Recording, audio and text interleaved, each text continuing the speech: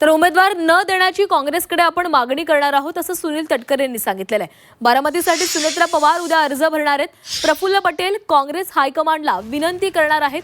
पोटनिवडणुकीबाबत तटकरे यांनी ही माहिती दिलेली आहे। तर काँग्रेसला उमेदवार न देण्याची विनंती केली जाणार आहे। प्रफुल्ल पटेल काँग्रेस हायकमांडसोबत चर्चा करणार असल्याची माहिती सुनील तटकरे यांनी दिलेली आहे।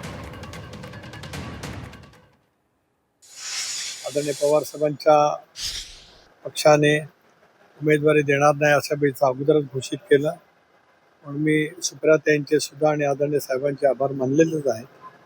उद्धवजींच्या सुद्धा चर्चा झाली, तेही उमेदवार देणार नाही आहेत।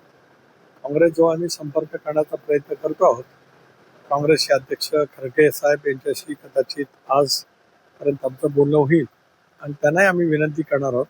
सर्वांनाच आव्हान आहे की ज्या पद्धतीने दादांनी त्यांचं आयुष्य समर्पित भावनेने राज्यासाठी देशासाठी दिलंय, त्यामुळे त्यांच्या अकाली दुर्दैवी निधनाच्या नंतर होणारी निवडणूक बिनविरोध व्हावी असं आमचं सर्वांचाच आग्रह त्या ठिकाणी राहणार।